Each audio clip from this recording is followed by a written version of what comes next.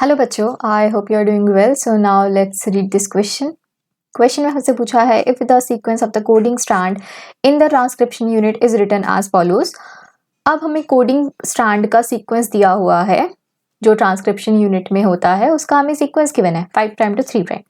अब हमें क्या लिखना है, इस सीक्वेंस से हमें लिखना है mRNA का सीक्वेंस. वो कैसे लिखेंगे, देखो हमें पता है ट्रांसक्रिप्शन यूनिट अगर हम लिखे तो 5 prime to 3 prime, 3 prime to 5 prime. Alright, अब जो ऊपर वाला स्ट्रैंड है, दिस वन स्ट्रैंड, ये क्या है, बेसिकली कोडिंग स्ट्रैंड है. And the fun fact about the coding strand is it doesn't code the mRNA. Coding strand है, इसको हम प्लस स्ट्रैंड भी बोलते हैं और इसको हम नॉन टेम्पलेट स्ट्रैंड बोलते हैं. नॉन टेम्पलेट, ये आपको याद रखना है. अब जो mRNA का सिंथेसिस होगा वो इस स्ट्रैंड से होगा, फ्रॉम दिस स्ट्रैंड. देखो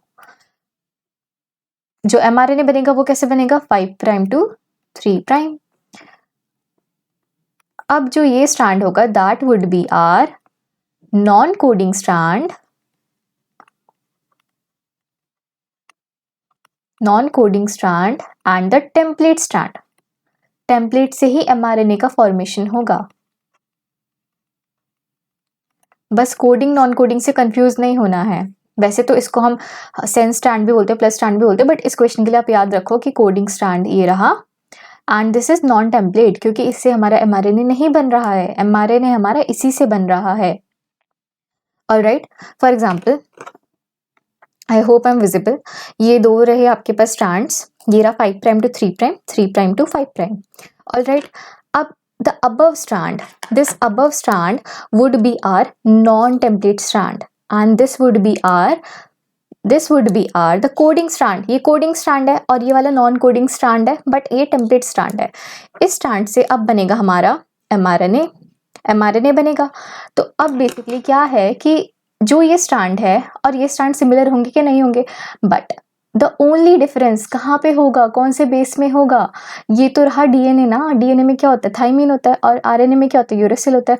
तो जहाँ जहाँ पे थाइमीन है ना, वहाँ सिर्फ यूरेसिल लिख दो एंड बस, फिर वैसे ही बन जाएगा क्वेश्चन. तो हमें क्या लिखना है, sequence of the mRNA. Sequence of mRNA के लिए हम क्या लिखेंगे, यहाँ पे 5 प्राइम लिखेंगे और यहाँ पे हम लिख देंगे 3 प्राइम लिख देंगे. अब बस जहाँ जहाँ पे क्वेश्चन में आपको सीक्वेंस में आपको थाइमीन नजर आ रहा है, बस उसकी जगह आप लिख दो uracil. That's it. So that means AUGC.